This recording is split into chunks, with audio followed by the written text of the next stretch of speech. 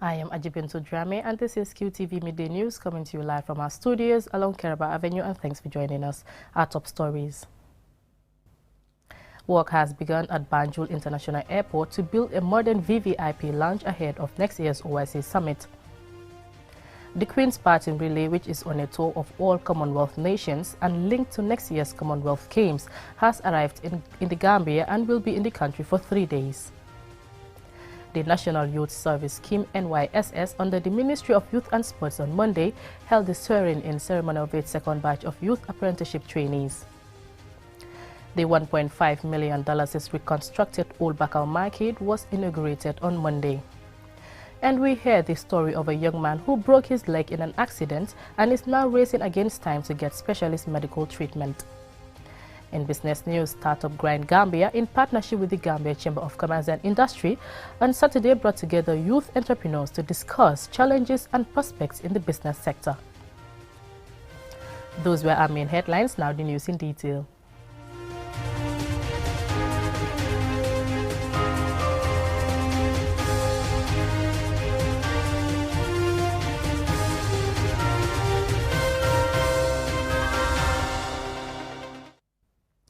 Now, work has begun at the Banjul International Airport to build a modern VVIP lounge ahead of next year's OIC Summit. The contractors have demolished the old building to start work immediately. Babkasi reports. The contractor tasked with the already completed renovation of the airport has now been contracted to build a modern VVIP lounge for the upcoming OIC Summit. The Ariski Construction Company have wasted no time and have started work 72 hours after signing the contract. Mfanli Fadera, the Branding and Communication Officer of the OIC Secretariat, said the country is on the right track to finish all projects ahead of time. For us at the OIC, we are really excited that everything is now moving into the implementation stage, especially the construction of the presidential lounge, which is coming barely 72 hours after the award of contract ceremony took place last week at the Sadauda Karabajawara International Conference Center. So we are really excited, we are really upbeat that things are moving into the right direction, and hopefully this project will be completed in a timely fashion so that when our guests come next year during the summit, we can give them a befitting reception. Idrissa Jaju, a project engineer at the GCAA, said they are looking forward to a state-of-the-art building that will be here for a long time. This is the place where we had the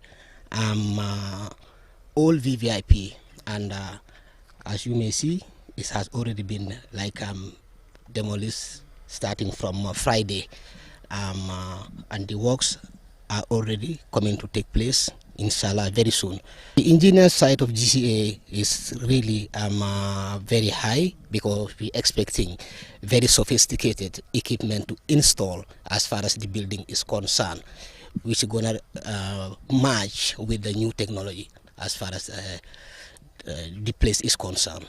Ayman Mashuai, Ariski's project manager, says the COVID pandemic played a key role in delaying renovation of the airport terminal, but hopes the construction of the VVIP lounge will be faster.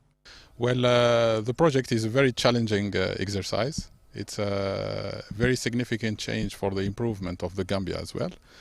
The project is having a lot of sophisticated systems and many technologies that are going to be implemented there. Let's say that things, inshallah, will move as we will plan. Inshallah, and we will do our best to meet the target time and as well as the allocated budget. So the airport as well is a specific case, let's say, and in the meantime that means the COVID-19 restrictions, and especially that we have to import everything. This is also caused many delays, transport, and with the COVID-19, so things were not properly as we expected. But we hope, inshallah, that things will be better as well for the presidential laws, and we will have a better, let's say,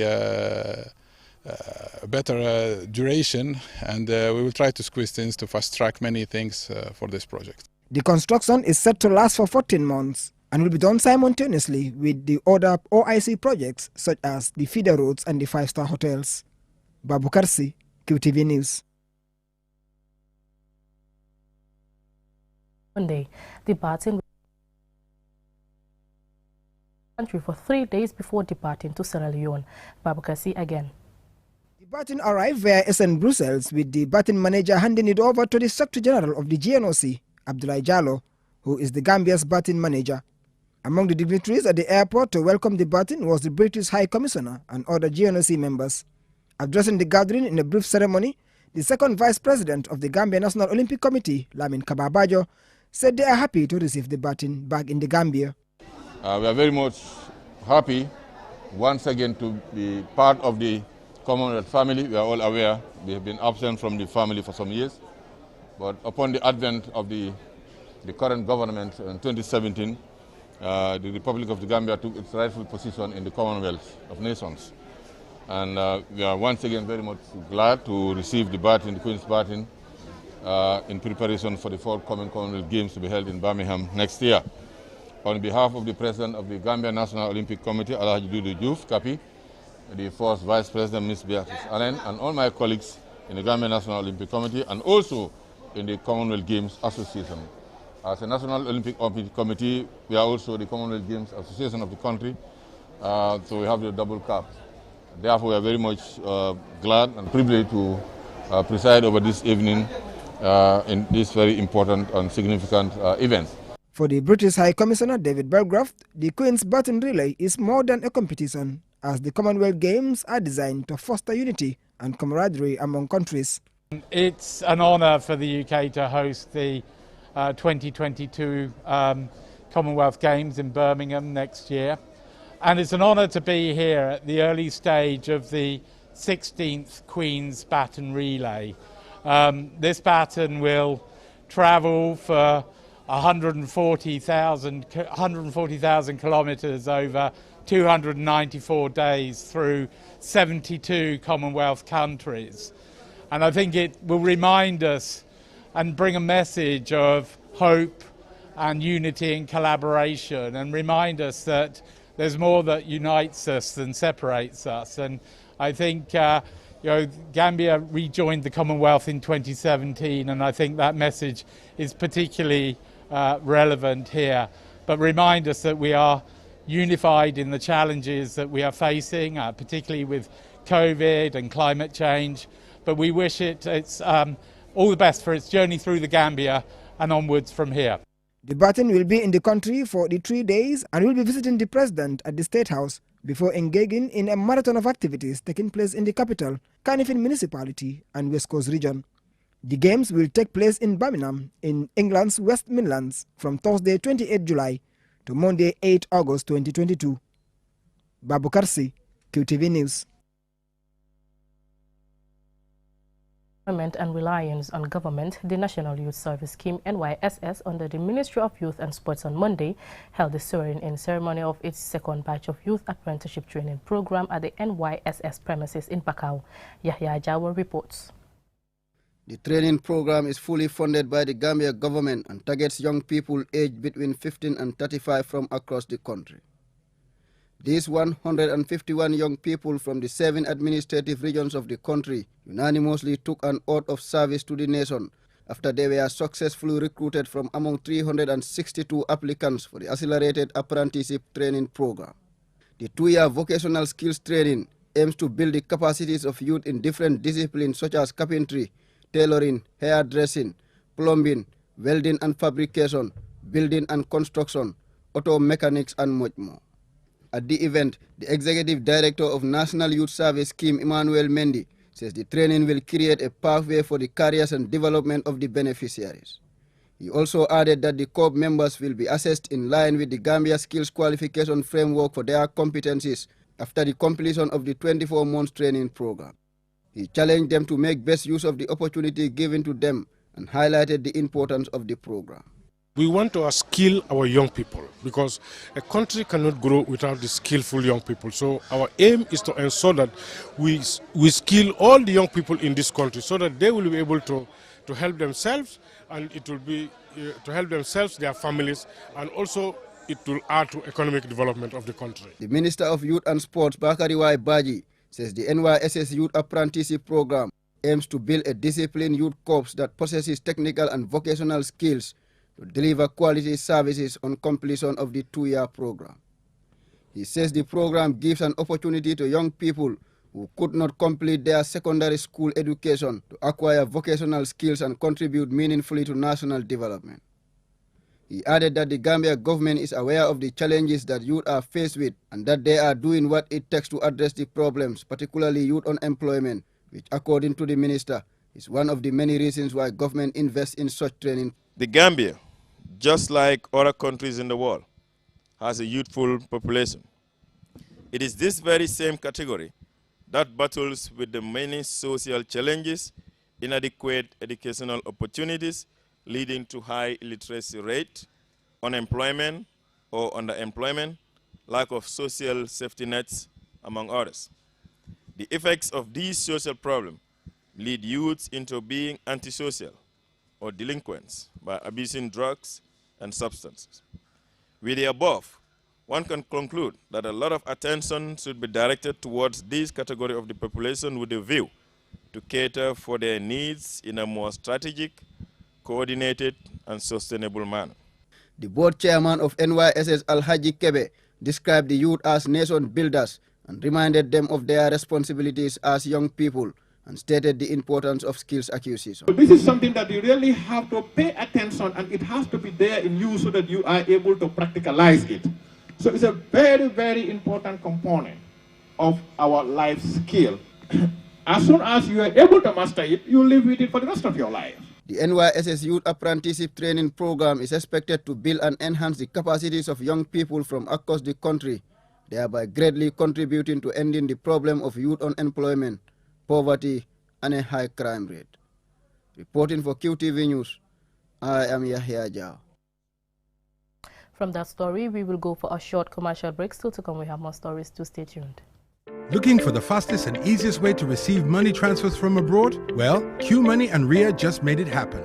Now you can receive international money transfer from RIA directly into your QMoney account with no additional cost. Once you receive an SMS alert about your transfer, walk into any QMoney agent across the country to receive your payment for free, or use the money immediately to buy credit, QPower, and other QMoney services. It's fast, safe, and convenient. For more info, call customer care on 133. QMoney, Sinu Calpe. Terms and conditions apply.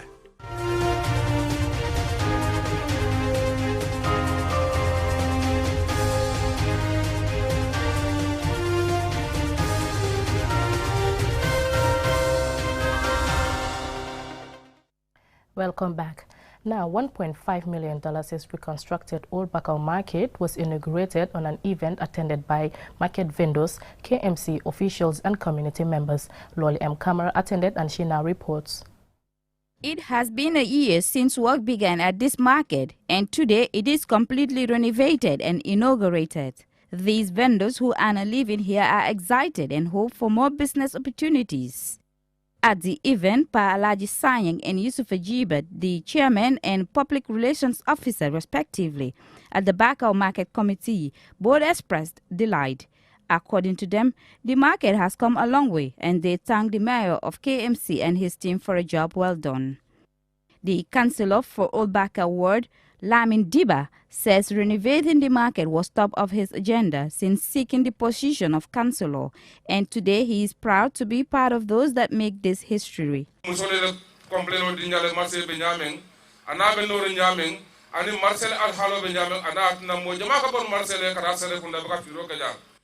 market was really in a bad state. We thank the mayor and the market manager for their support in seeing this market built to such a high standard. Modun Jai, KMC market manager, was delighted to talk about the reconstructed market. Bakau market was one of the busiest markets when I was joining the KMC as a collector. But it ended up being the worst, or it went to the level that it was completely dead, because the maintenance that were required to be done in this market was not taking place for the past 2 decades. So, but today, alhamdulillah, with the coming of the new administration, the market has been entirely renovated.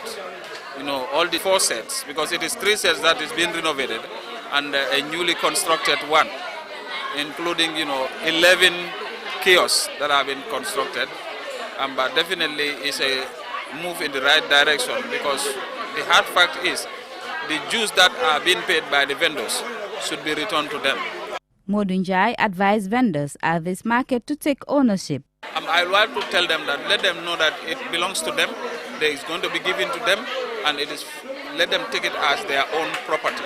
Let them help council to be paying their dues so that at the end of the day, council can do more.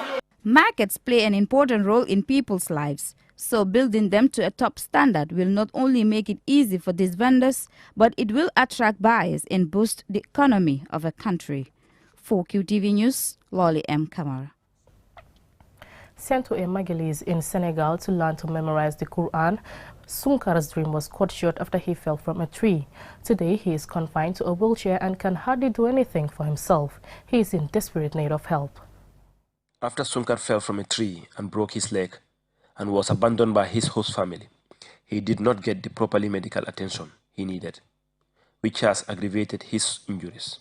Sunkar's mother, Nyomi, brought him back home to the Gambia to seek medical care for her son without success. Nyomi Ture, Sunkar's mother, explains the condition her son was in when she found him at the Majlis.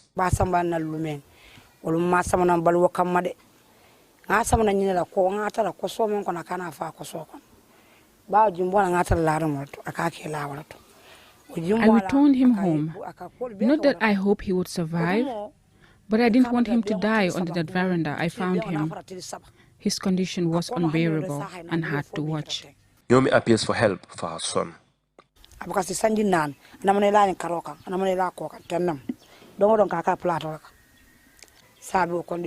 For 4 years now, he can't lie properly. I am appealing to everyone to assist us to restore his health. I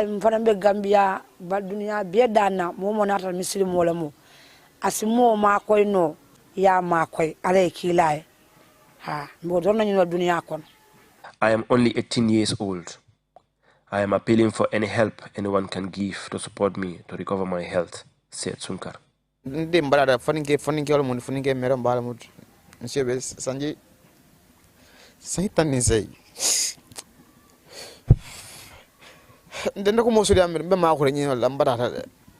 I am 18 years and all I need in my life is support.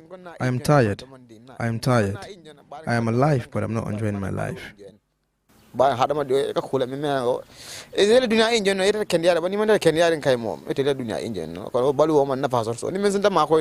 Please.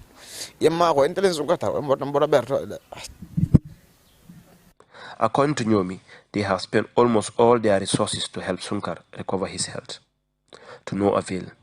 Despite uncertainty over how he might be helped, Sunkar's mother remained resolute in her faith and optimistic that one day someone will come to their aid.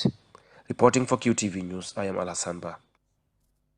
Unfortunate story indeed. Now in business news. Startup Grind Gambia, in partnership with the Gambia Chamber of Commerce and Industry, on Saturday brought together youth entrepreneurs to discuss challenges and prospects in the business sector. And Sumana Isonyaze reports. Under the theme, Building Products That People Relate To, Saturday's program brought together some of the most successful youth entrepreneurs in the country. Several guest speakers took turns to share their stories of how they managed to establish their businesses and how companies, especially those run by young entrepreneurs, can be successful in business by building products that are customer-centric. Ajiyama Job and Jazel Cole, both executive members at Startup Grind Gambia chapter, explained the reasons for organizing this event and how entrepreneurs can excel by working on their content branding. What we do is to inspire entrepreneurs. We also connect entrepreneurs with potential investors and also try to help them to scale and connect with other entrepreneurs in other markets. And also we educate, and in the area of education. Janke Njai, CEO of Jarga Designs and one of several guest speakers at the event, had words of encouragement for the participants and advised them against poor investments. These speakers will share their experience, why they use this product or why they up to venture in that business. So basically that's why we choose this topic, so that, you know, every topic, like every product has a story, so that story has to relate to your clients. Fatima Jonkong Jame, founder of Timo Truly African fashion brand, thanked Startup Grind for organizing an event she says will provide a platform for young entrepreneurs to interact and get the right career guidance from guest speakers, many of whom own successful businesses in the country. Do research, follow your dream, and create a very strong team. I believe that's extremely important. Do research before you go into anything. Know what you are going into. How will the market respond to it? Follow your gut, follow your gut, follow your feelings, and then have a team. I believe that a lot of businesses here in Gambia, when the owner or the CEO passes away or doesn't do it anymore, the company dies out. And that's a reflection of a very poor business structure. So I believe in creating businesses where you are able for the business to continue and to live on and live on and live on, even without the actual founder.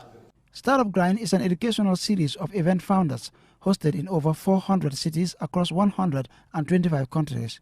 Thursday's event was also attended by other entrepreneurs from various business sectors. Ansman Nyasi for KTV News. Before we end, here's a recap of our main headlines. Work has begun at Banjul International Airport to build a modern VVIP lounge ahead of next year's OIC Summit. The Queen's Baton Relay, which is on a tour of all Commonwealth nations and linked to next year's Commonwealth Games, has arrived in Gambia and will be in the country for 3 days. The National Youth Service Scheme NYSS under the Ministry of Youth and Sports on Monday held the swearing-in ceremony of its second batch of youth apprenticeship trainees. The $1.5 million reconstructed Old Bakau Market was inaugurated on Monday. And we heard the story of a young man who broke his leg in an accident and is now racing against time to get specialist medical treatment. In business news, Startup Grind Gambia, in partnership with the Gambia Chamber of Commerce and Industry, on Saturday brought together youth entrepreneurs to discuss challenges and prospects in the business sector. Well, that's it from me in today's Midday News. Thank you for watching and have a nice day.